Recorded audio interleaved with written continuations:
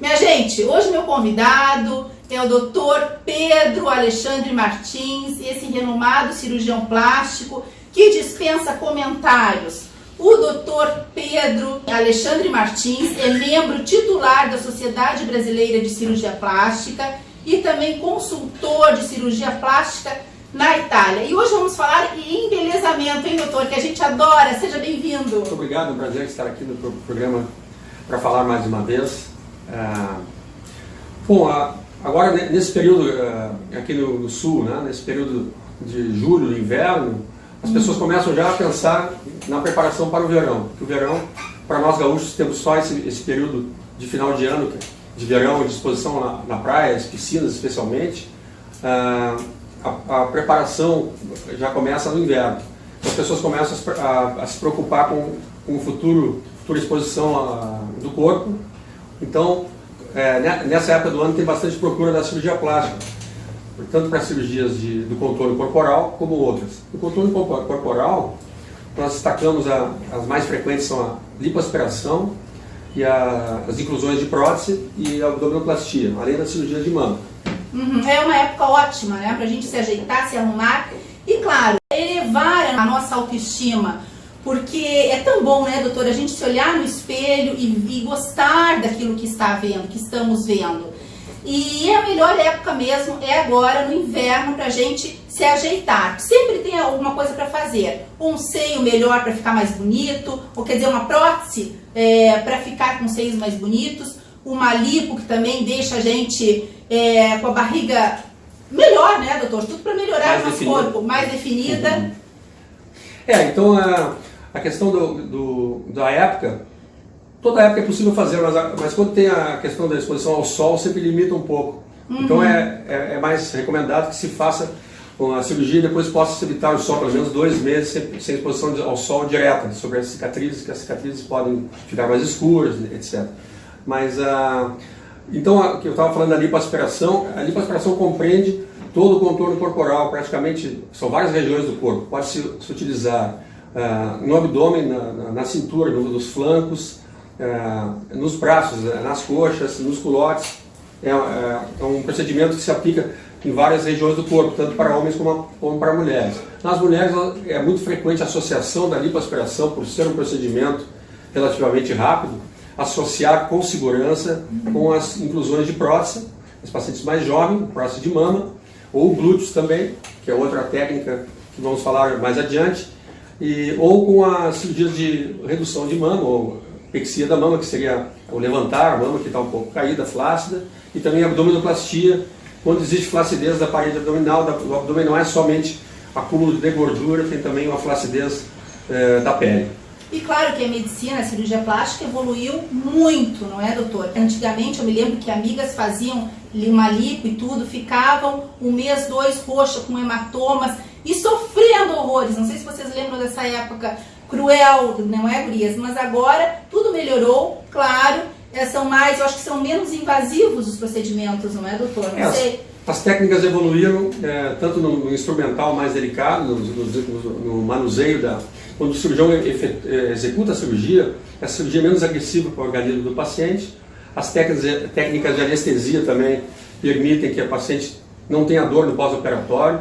As medicações, os cuidados todos, tudo se consegue uma recuperação mais rápida, uma volta à atividade ao trabalho mais rápida, uma volta à atividade física também mais rápida e também com menos sofrimento, vamos dizer assim, né?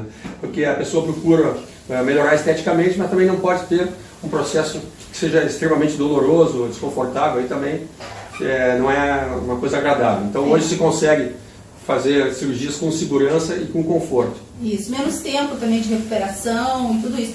Doutor, qual é a diferença que o pessoal até pergunta muito para os cirurgiões?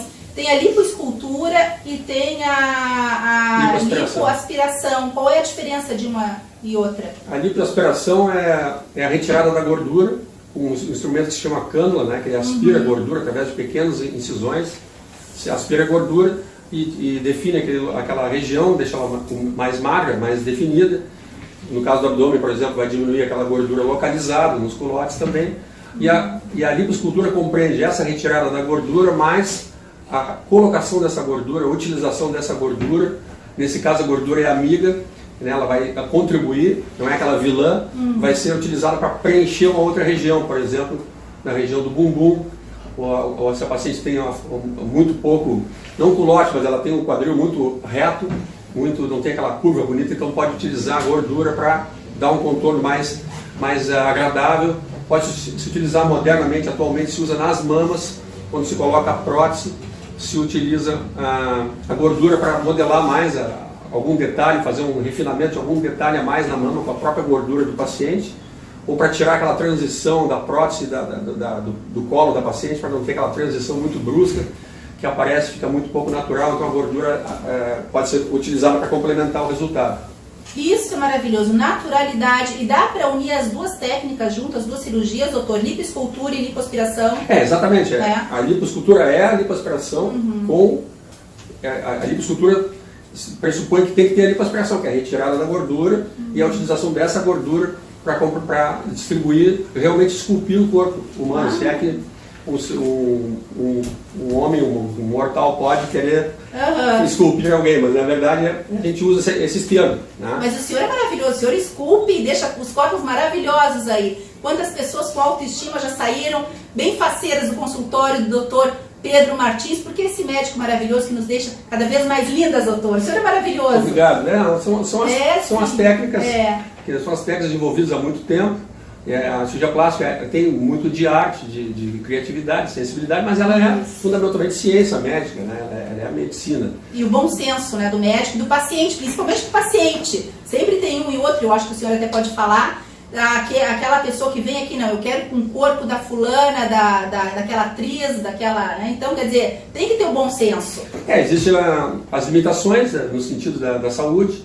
Tem que ser bem preparado o paciente, aí já entramos na segurança, o paciente tem que ser bem preparado para a cirurgia, tem que fazer exames pré-operatórios e também para ter uma expectativa de resultados real, tem que ser bem conversado isso para o paciente não ter uma expectativa acima do que é possível pela ciência médica, pela cirurgia plástica, para não ter uma frustração, daqui a pouco busca um resultado que é impossível. Mas a gente consegue sempre... conversando, sempre existe algo a melhorar no paciente, sempre se pode melhorar algum aspecto estético ou até funcional do corpo, sem que haja uma expectativa mágica.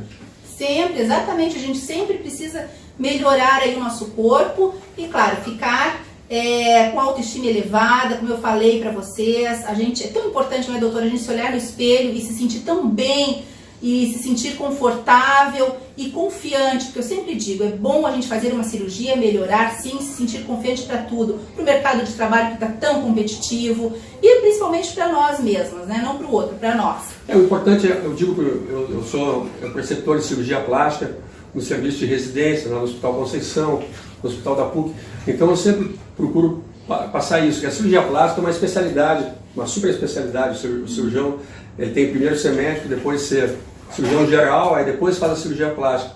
Mas ele não pode esquecer de ser médico. Então, antes de tudo, né, o cirurgião plástico tem que ser um pouco psicólogo, ele tem que entender o paciente, conversar com ele, porque o ser humano ele não se pode dividir assim, o corpo e a mente e as emoções.